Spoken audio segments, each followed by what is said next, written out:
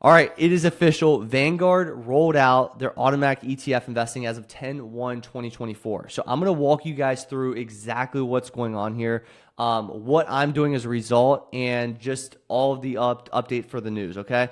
So first things first is I am moving 100% to ETFs. I know I've talked about index funds. I know I've talked about ETFs a lot. I always talk about them kind of in tandem. I am moving 100% to ETFs right here. I will be moving 100% going forward. There is no taxable event on conversion in taxable accounts. So I'm going to walk you through every step of this because this is a big deal.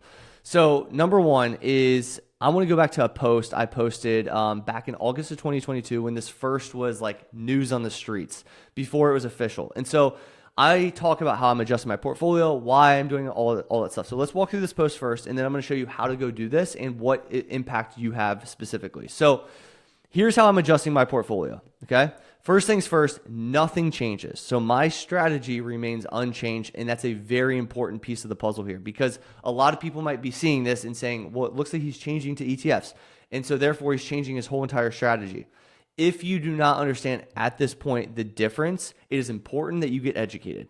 In short, they are the same thing in a nutshell. ETFs and index funds, equivalents, there's minor difference, and I'm going to explain those generally speaking throughout this, but you need to go educate ASAP because that's going to hurt your, that's a very concerning thing. This is a fundamental understanding is my point.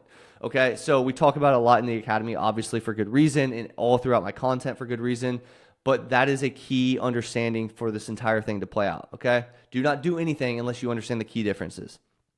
So, however, this move retains the same holdings in a slightly more tax efficient vehicle, which is what I was saying. This is no different of a type of fund. So if I pull up VTI, right, or let's pull up VTSAX first. So I pull up VTSAX, which is the total stock market fund through Vanguard, and I pull this up, it's going to say there's a available share class in other share classes, but also including an ETF. So the point is, it's the same fund, but it's treated as slightly different in the stock market. Okay, so ETFs in general are generally speaking a better vehicle. They're a newer vehicle than index funds. Index funds are in the family of mutual funds, if that makes sense. And I'm going to walk you through the differences here shortly. But if you click on this ETF, you'll see the equivalent ETF of VTSAX is VTI, which is what I'm switching to, for example, in this example. But there's multiple ones I'll show you guys in a second. So this is a big deal across the board. There's a lot of exciting news, but let's walk through the rest of this post. So it's not going to make a significant difference, but when they do, I will convert my current index funds to ETFs within all accounts. At first, I was under the impression that it would cause a taxable event with non-retirement accounts. So typically when you make a sell in any non-retirement accounts like a taxable brokerage account, pretty much everything that's not retirement, that would trigger a capital gain. So that was my understanding, just understanding the financial world, right? However, with this, as long as you go to the same type of ETF, like the VTI to VTSAX, and it's linked here and you know which one you're switching to, and you're converting it, there is no taxable event, which is huge. That's a very big deal because when I was looking at my portfolio, I see 1.7 million in my brokerage in particular, and I say, okay, well, I got to be careful. If I switch, if I do anything here, that could trigger a capital gains event. And if I'm, let's say 1.17, like 1.7 million up times 0.2, that could be a $340,000, technically speaking, if there was gains in there of that much. That would be the capital gain, which I would not obviously want to pay. So that's a very important concept here. So make sure you understand that, because if not, you might have a huge tax bill if you do this wrong. But I was wrong. So as one of my followers called Vanguard to ensure this, and I have a screenshot of this as well. I also talked to customer service this morning naturally because I wanted to verify everything. Anyways, so I researched the photo below. So therefore, once they roll this out, which is today, I will be making that move. So again, this doesn't change a whole lot, but it's one of those small and very small moves that I would want to ensure, but it won't move mountains by any means. So here are the cost changes that are a difference between ETFs and index funds. So mutual funds, not MFers like you're thinking, distribute capital gains to shareholders. Index funds are a form of mutual fund, so therefore it's applicable to them. ETFs do not. So naturally, when there's gains in those, buying and selling of stock, those gains are pushed to the shareholders. That's not ideal. And so an index fund by nature is still a mutual fund. However, it's passive, right? So given the nature of an index fund, which is also a mutual fund, this doesn't really occur much because it's a passive type of vehicle. If you're buying the total stock market or the S&P 500, there's not a lot of activity happening. Obviously, there can be turnover with the S&P itself, and there could be buys and sells that could happen, but it's not an actively managed mutual fund where there's a person buying and selling all day long to distribute these capital gains, which distribute capital gains to shareholders. That's the case. Now, the cool thing, number one is I would like to eliminate it entirely if I had a choice, which I'm doing. But number two is Vanguard has a patent on 14 specific funds. 14.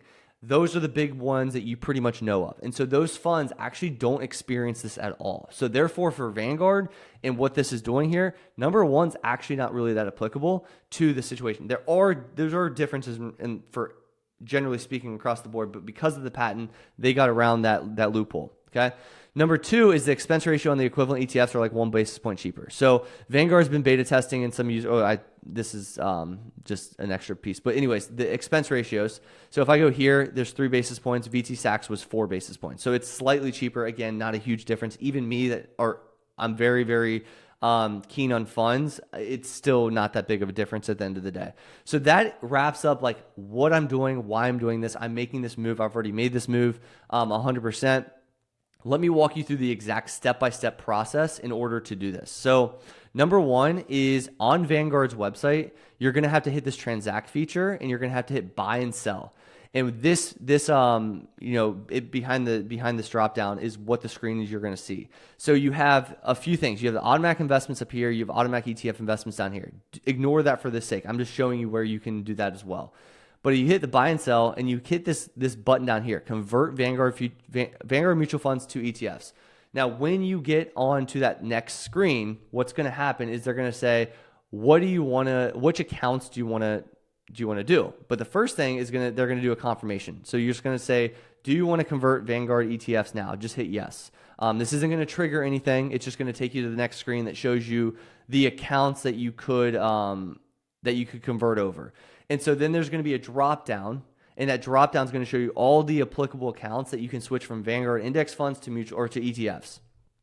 Okay.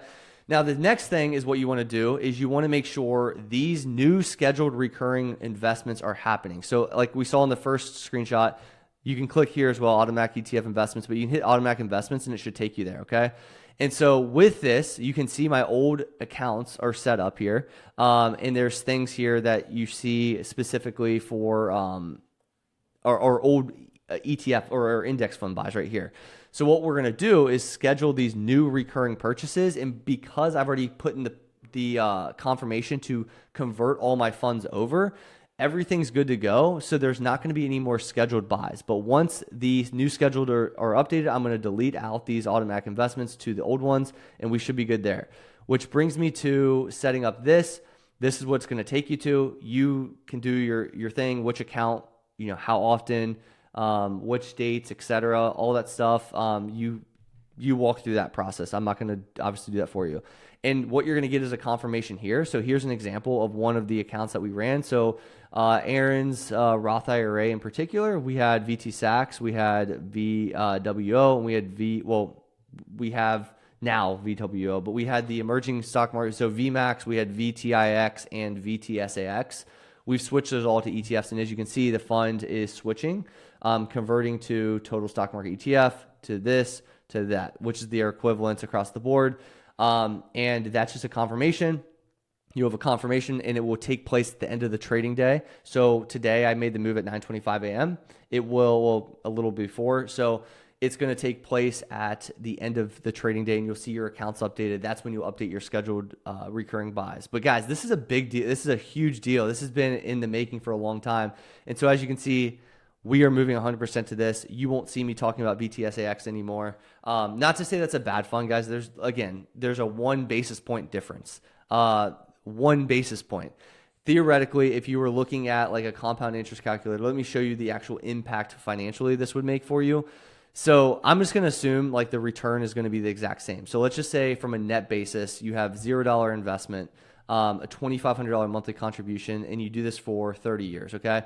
Here's the difference of what's going to happen here. So let's say 1 is 10.1, or let's say 10%, and you see the return, right? So 4.9 million, let's get exact numbers. So I'm going to put it in here, 4,934,820, okay?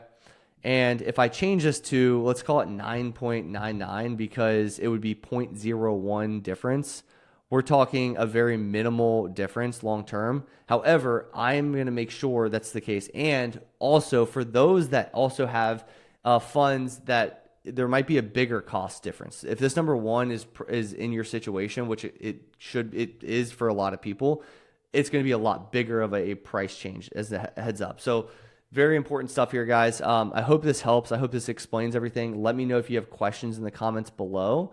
And I'm excited that we're finally have this official. So I have made the updates myself. Let me know if you guys want to have questions of updating yourself and switching into ETFs and the scheduled recurring buys. All right, guys, have a good one.